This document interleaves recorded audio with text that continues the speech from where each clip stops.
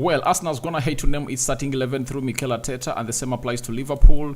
Its manager Jurgen Klopp is gonna hate to name his starting 11. This game is very important to both teams because if Liverpool beat Arsenal, then that means Arsenal will be 8 points behind the table leaders, and it will be the same case if at all Liverpool goes ahead to lose to Arsenal, as Arsenal will be some points ahead of Liverpool to really level them. And who wants this win more? I tell you, both teams want it more, because if Liverpool lose this game and Man City win their game in hand, that will obviously put them like close to Manchester City and close to Arsenal. So it's really hard to really tick who really needs this game of football. But I would like to confirm to you that this is the United Matters. This is the Rokani Media Football. How are you guys and where you're watching us from? I go by the names of Rokan David. Smash the like button, comment and share. If you're watching us for the very first time, endeavor to subscribe to this channel so as not miss out on stories that we do upload in here on a daily. And let's go straight into the starting 11 that Mikel Arteta has gone ahead to name to take on the side of Liverpool at the Emirates Stadium. David Raya, Benjamin White, Gabriel Magalhaes, Zinchenko, Rice, Jorginho, Odegaard, Saka, Martinelli, Kai Havertz. That is the starting 11 for the side of Arsenal. And the substitutes are Ramsdale, Cedric Soares, Walters, Kivio, El Nini, Emily Smith-Rowe, Nelson, Trossard, and Edin Ketia. That is what Arteta's gonna hate to name to take on the side of Liverpool. And Jesus is out of this game of football, and that is gonna hate to provide a spot for Jorginho to play in that midfield with Declan Rice and Martin Odegaard and really create some bit of magic for the club of Arsenal. Then from that of Arsenal, we go exactly to the man himself, that is Jurgen Klopp. Who has he gonna hate to name to come in through to play part into this fixture of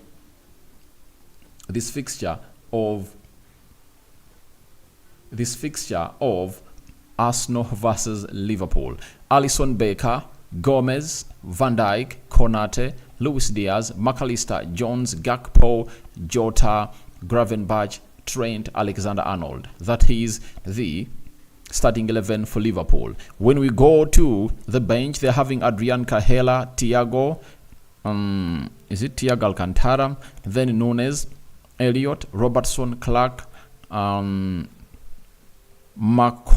and Quash in the starting 11 in there for you. And I'm asking myself, where is the man himself, the boy? Is it Brannett that really played very well against Chelsea? I don't really see him, and I don't know exactly where he is, but I think would have gone ahead to be part of a team to really play a part into this beautiful game of football where Liverpool really need him more, especially as a backup for this guy. And maybe the manager doesn't want to obviously get him into the mix to obviously force him into uncalled for decisions, but those are the starting 11s for the two teams that are going to hit obviously be named by the managers of these two teams that are competing for the Premier League trophy. In history of the Premier League, we've gonna hate to see 3 teams right now competing for the trophy.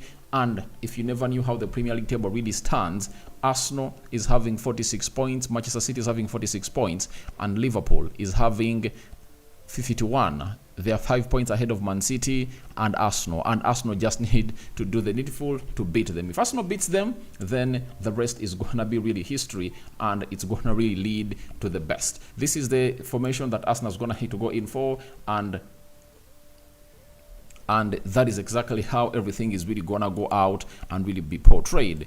So that is the starting 11, and it's David Raya in goal for the club of Arsenal. And you know to it that he needs to do a lot, because Liverpool is gonna really be attacking him left, right, and center.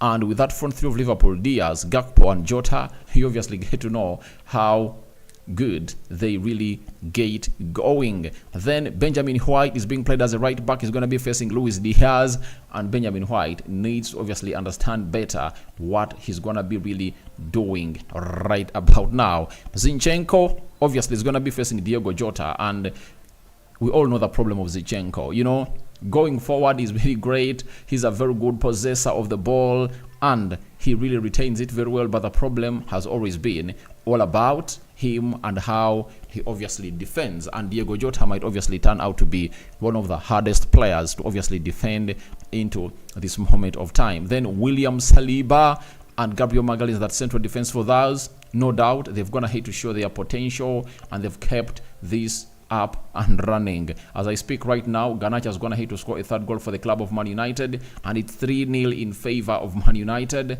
and Garnacho has gotten himself a brace. Rasmus Højlund also went ahead to get himself a goal. Now, we go to the midfield. I've gone ahead to like how Arteta's gone ahead to make a decision to really put Jorginho into this team. If you want the best out of the best of this team, there is one thing you have to do. You have to get in Jorginho in that midfield. And when you get Jorginho into that midfield, you really find yourself in a position of having Declan Rice playing as a box-to-box midfielder. And when Declan Rice is playing as a box-to-box midfielder, you know what happens? He covers huge distance, and even in the final third of the pitch, he can obviously go in for that shot or an assist, or even try to go in for a solo run and really create lots of things. He also helps a lot defensively because he has a huge engine, and Declan Rice will be giving, and Jorginho will be giving him a cover up, and Jorginho has also that pass, line breaking pass that obviously creates loads of problems to the opponent. So I really love the way we've gone ahead. I really love the way Arsenal have gone ahead, obviously coming through and really putting Jorginho in that midfield alongside Odegaard. And this time round, you'll see Odegaard operate so much into the final third of the pitch because he's going to be having two players who are really defensive minded, as they've always gone ahead to be playing with.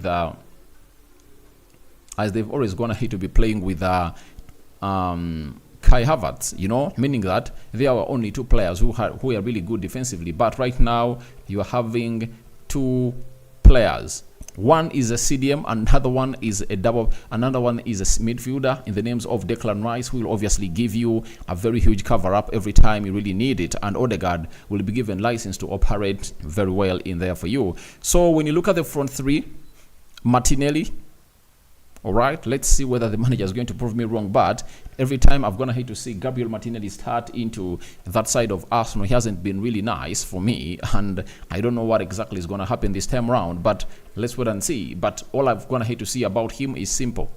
He's this kind of player who has always come off the bench this season and looked better. Last season, it was vice versa. Every time he really put in a shift coming in through from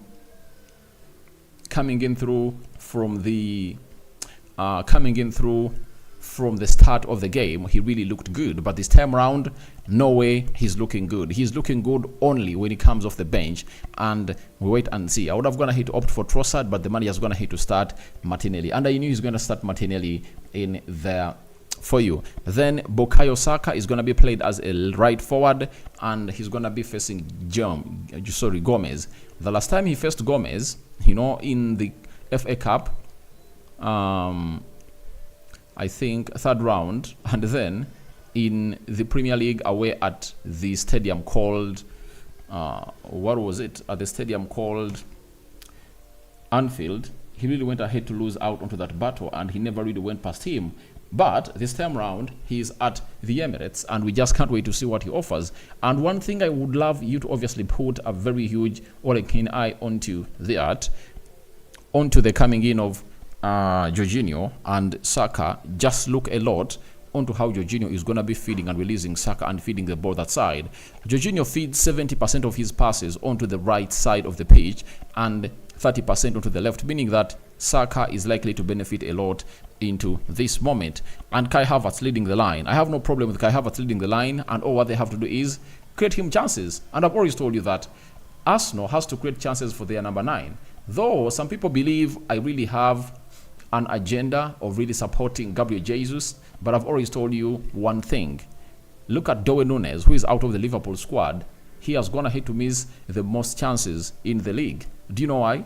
They've gone ahead to create him chances, and everyone who says Gabriel Jesus is not a number 9 who should be playing for Arsenal because he doesn't score goals. I tell you, if they could create chances for the number 9 of Arsenal, like 3-4 times, he would have been one of the highest goal scorers in the league, and even in the stats of those that have gone ahead to miss very many chances in the league, he would have been on the table. But how do you say that a player misses lots of chances when he's not part of the top 10 players or forwards in the league that have gone ahead to miss the most number of chances in the league. So look through what you say, and I want you to back it with facts, because if you don't back it with facts, then it will cease to obviously have what we call sense in it. So that is the starting 11 for the side of Arsenal. We're gonna have to break it down like that, and let's obviously go to the starting 11 of Liverpool and how they're gonna hit to line up and see who are they gonna be facing from Arsenal. Now,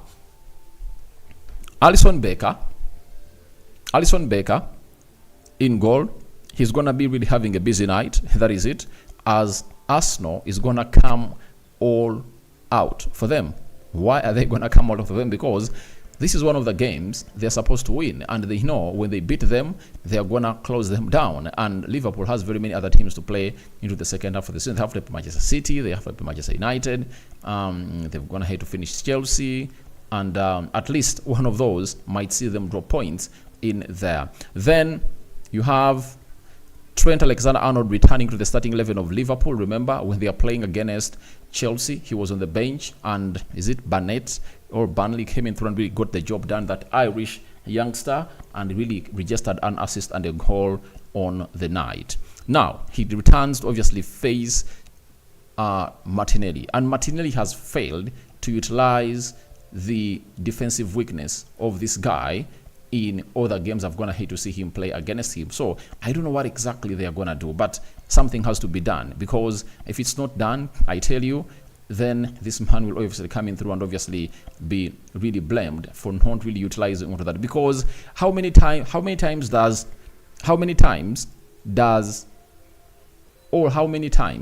and chances does Martinelli need to obviously prove to us that Trent is one of the worst players defensively, and space is always there? So I would love to see Arteta coming up with a plan of the Konate who comes and cover up here to really get in an Arsenal player to cover this space, because Konate will obviously be reading the run of Martinelli, because Trent is obviously going to be playing this entire line. Now, Arteta has to find some player who plays in between Konate and Virgil van Dijk to either stop him go this side, or each and every time he really thinks of going this side, he's really left with no option, and he's in a 1v2 situation. That is it. So that is really important to note, and obviously you have to really give it a benefit of doubt that has Arteta gonna have to learn from this. Trent is a player whose space is covered by Konate. If that's the case, how do you find, or how do you utilize the space between Konate and Virgil van Dijk? We wait and see whether he's going to do that. Gomez is a very good player defensively, and we need to see how far Saka's going to hate to watch the videos of Gomez and how he's going to really create a lot of havoc. Virgil van Dijk and Konate, I think this time around they're having a giant in front of them, and Virgil van Dijk is a happy man because the centre forward he fears most, that is Gabriel Jesus, has not been named into the starting 11 of Arsenal, and we all know the reason why. It's all about the knee injury, and we remember when he was going to play against Nottingham Forest, he really had to really force himself on the field of play and told them, I want to play. But I think the results that have gonna hate to come out have not been really decent, and they've gonna hate to really see him really turn out to be out of this game, and they're gonna miss him a lot. And one of the reasons why I thought Arsenal was gonna kill off this game is because of Gabriel Jesus, because of his abilities and how he involves others into the game. So I want to see a team of Arsenal building towards the defense and really isolating these ones. And how do you isolate these ones?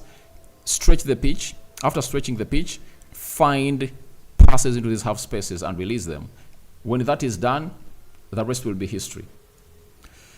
So McAllister playing in the CDM area, I think they should capitalize onto this a lot. That is Arsenal, because this one is not a CDM, but he's only good at obviously providing what we call a reference point for Liverpool. So if they really get him out, then the rest will be history. Gravenberch comes in through to also play a very huge part in the midfield.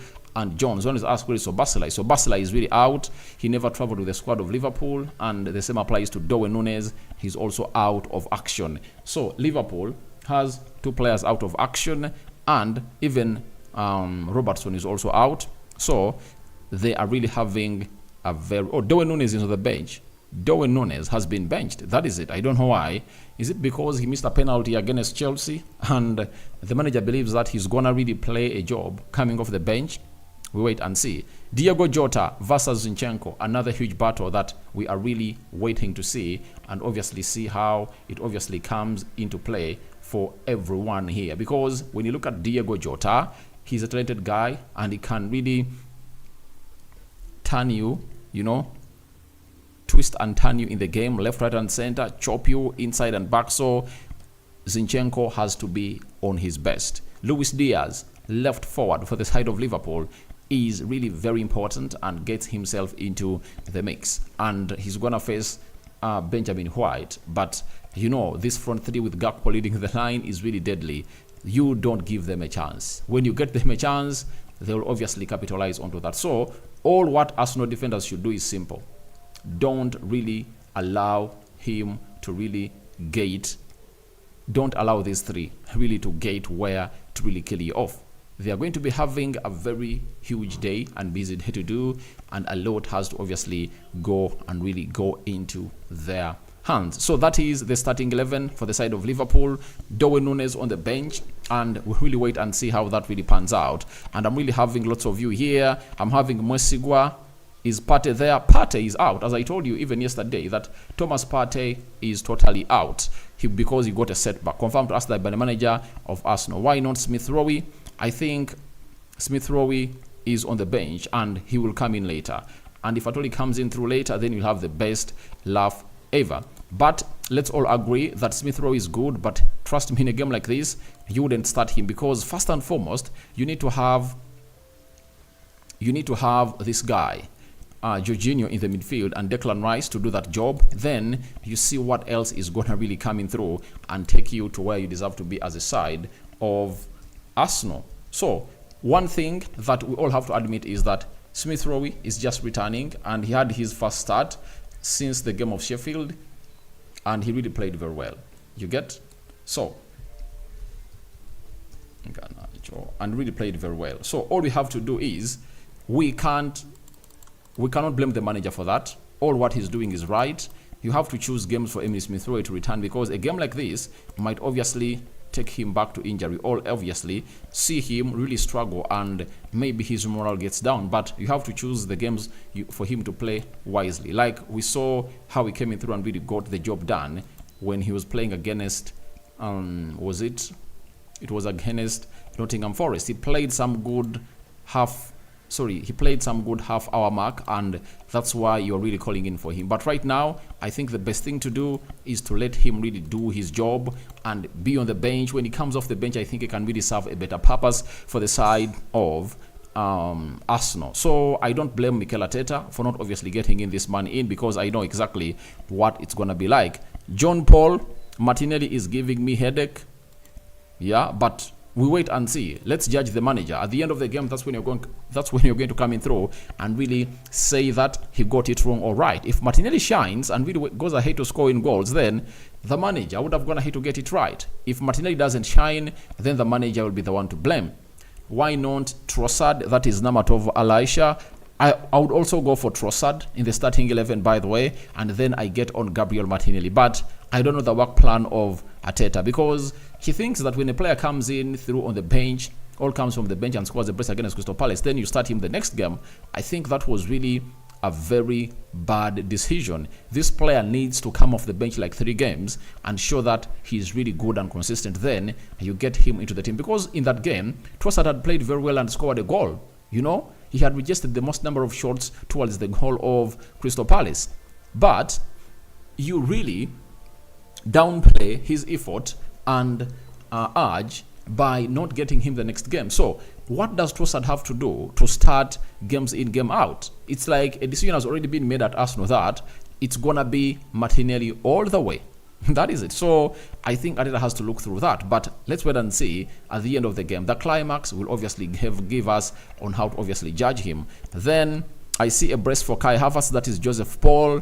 That's when Arsenal really create him chances, because that's the most important bit of it all. If they don't create him chances, expect nothing. Then Namatov Elisha, but let's hope for the best through Kai.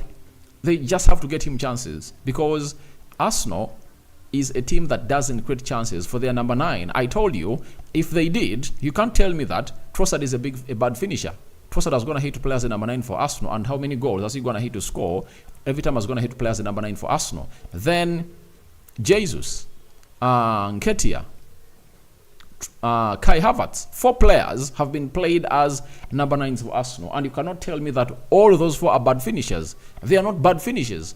All what they have to do is to be given service from the players that they are obviously really having to be ready or into that ilk to do the job. That's it. So I'm having Mwesigwa Isaac, but I'm worried for Kai. Jesus is injured. Jesus is injured, and his knee is really the problem, and that problem is going to hate to see him not involved into this encounter anymore. Then Yasser Arteta is not giving Trossard calls, always on and off, and always good when he comes. I think you are wrong. You are wrong.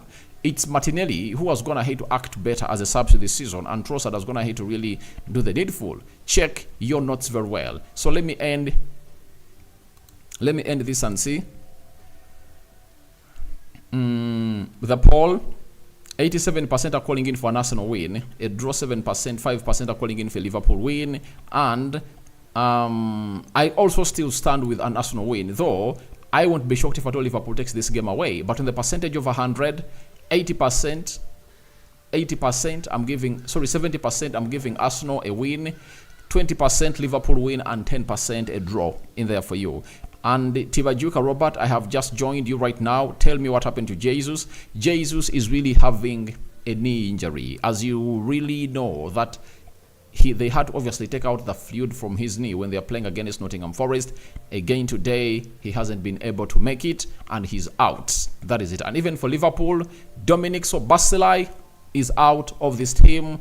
I think that gives us a little bit of a breather as they get into this beautiful game of football. So guys, thank you very much for watching through. Robert, I think I'm going to hate to answer your question very well. See you when the game of football is done. Man United is going to hate to beat Manchester United has gone ahead to beat West Ham by 3-0. Garnacho with a brace. Rasmus Højlund scoring a 4th goal in a row, and on his 21st birthday, what a way to celebrate it. Bournemouth 1-1 with Nottingham Forest, and Chelsea have been beaten by Wolverhampton Wanderers 2-4. Shocking results coming in through from the Stamford Bridge again. Having gone ahead to lose to Liverpool, they've gone ahead obviously lose again. And lastly, who am I talking to? Gordoni Foley. Trust the manager for his choice here.